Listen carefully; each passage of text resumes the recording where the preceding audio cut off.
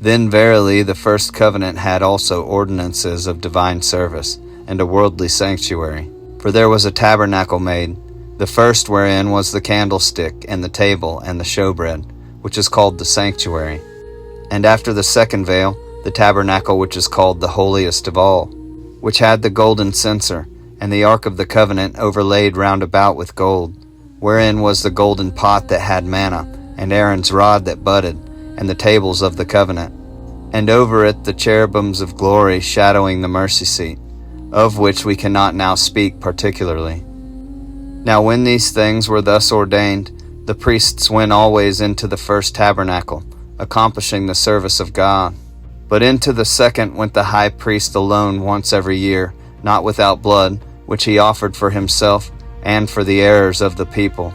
The Holy Ghost this signifying, that the way into the holiest of all was not yet made manifest, while as the first tabernacle was yet standing, which was a figure for the time then present, in which were offered both gifts and sacrifices, that could not make him that did the service perfect, as pertaining to the conscience, which stood only in meats and drinks, and divers washings, and carnal ordinances, imposed on them until the time of Reformation.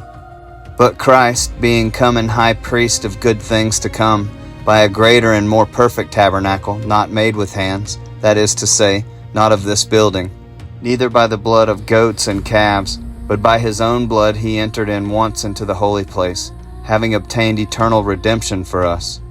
For if the blood of bulls and of goats, and the ashes of an heifer sprinkling the unclean, sanctifieth to the purifying of the flesh, how much more shall the blood of Christ, who through the eternal Spirit offered himself without spot to God, purge your conscience from dead works to serve the living God? And for this cause he is the mediator of the New Testament, that by means of death, for the redemption of the transgressions that were under the first testament, they which are called might receive the promise of eternal inheritance.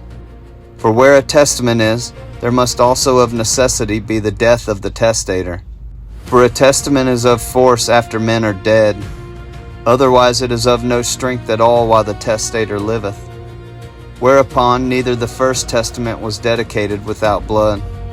For when Moses had spoken every precept to all the people according to the law, he took the blood of calves and of goats with water and scarlet wool and hyssop, and sprinkled both the book and all the people, saying, This is the blood of the testament which God hath enjoined unto you.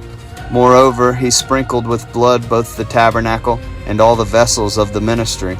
And almost all things are by the law purged with blood, and without shedding of blood is no remission.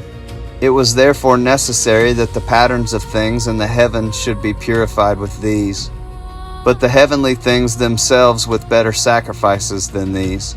For Christ is not entered into the holy places made with hands, which are the figures of the true, but into heaven itself, now to appear in the presence of God for us. Nor yet that he should offer himself often, as the high priest entereth into the holy place every year with blood of others.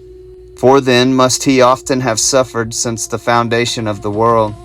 But now once in the end of the world hath he appeared to put away sin by the sacrifice of himself. And as it is appointed unto men once to die, but after this the judgment, so Christ was once offered to bear the sins of many, and unto them that look for him shall he appear the second time without sin unto salvation.